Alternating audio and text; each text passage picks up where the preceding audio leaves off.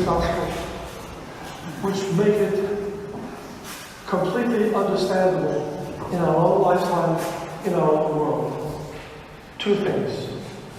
The first, that Jesus speaks in praise of foreigners, strangers. And the second, Jesus solves his own problem by non-violence. People want to kill him, but he doesn't allow them to do it, and he simply passes away. Those two things have so much to say about the world that we live in. In the first part, Jesus speaks of people in the town of Sidon, a very ancient Phoenician town on the border of the Mediterranean Sea. It's now in the country of Lebanon. Sidon in Lebanon. In the time of Jesus, there were no national borders. You just walked over from one place to another. But people knew that people in Sidon were not Jews. And yet Jesus said God sent his mercy to them. Again, somebody needed to be healed. And Elisha the prophet went into this little town where a woman and her son were dying of starvation. And he brought them help. But also a man who had a terrible disease. He was in the land of Syria. We all know Syria. It's in the papers every day. There's a war going on there for many years, and we've been part of it. Syria, a land that exists today as it did in the time of Jesus. So what is the message there? Jesus is saying very plainly to the Jews, the chosen people, yes, you are the chosen people, but you are not the only people. God gives his grace, his love to all of humankind. So what do we glean out of that? The answer is that Jesus is the subject of violence. His own people want to kill him, as in the end they did. But here early on in his ministry, because he has shown kindness and understanding of strangers, of foreigners, his own people want to kill him. What is his answer to that? He simply, somehow, we don't know, he gets through the crowd and he goes away. He doesn't want to kill anybody in return.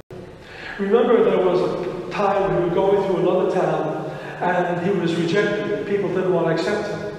And his close friends, his close to John, two brothers, said to the Lord, do you want us to bring down fire from heaven and destroy this town? And Jesus said, no, that's not the way I do things. That's not the way you have to do things. So violence is something that Jesus rejects out of hand. Again, in the Garden of Gethsemane, when they come to take him away, his disciples said, Lord, you want us to strike with the sword? And Jesus says very clearly, those who live by the sword will die by the sword. And so it has been throughout human history. What is the answer to the issues and the problems in the world that we live in, which these two items have brought to us so plainly in the gospel? What is the solution? Is it war? Is it violence? Is it human beings inflicting evil upon one another?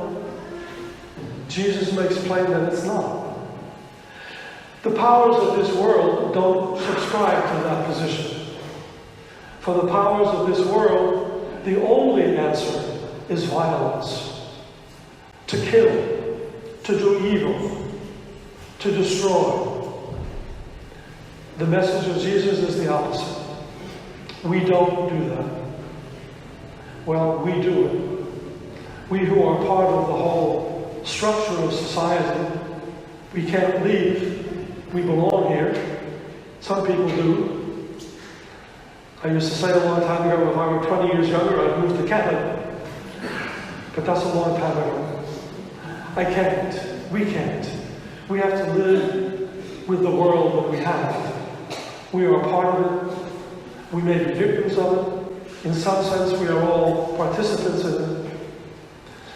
But our faith, the way we subscribe to the message of Jesus by saying, we are your followers. We believe what you tell us. We try to live in the way that you say we should live. That's the message of the gospel. We do our best within the confines, the restrictions of our social and political life. We don't have the possibility to go beyond those things. But in whatever way we can, whatever way in the social world that we live in, whatever part we can play, we try to play that part according to the dictates of the gospel, to the message of Jesus Christ. It's not easy. We may not succeed. But that's our basic, fundamental position. We hold these truths to be self-evident. What Jesus said, not what Thomas Jefferson said, that all men are created equal. Of course, women were excluded. All men are created equal. But of course, Thomas Jefferson had slaves, as did all of the founding fathers of this country. They knew what was right, but they couldn't live by it. We know it as well. All we can do is try our best to live according to the dictates of Christ, and to make sure in our own minds and hearts that these are the principles we want to live by. The mercy, the justice, the compassion of Christ that belong to all people everywhere.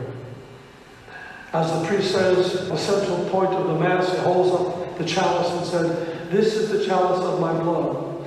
It will be shed for you and for all, not for some, not for a chosen few, not for many, but for all." And it is that universal Catholic, with a small c, compassion of God, that we are here today to celebrate. And we have to ask God's help that we may do that with our whole hearts and souls for Him and for one another.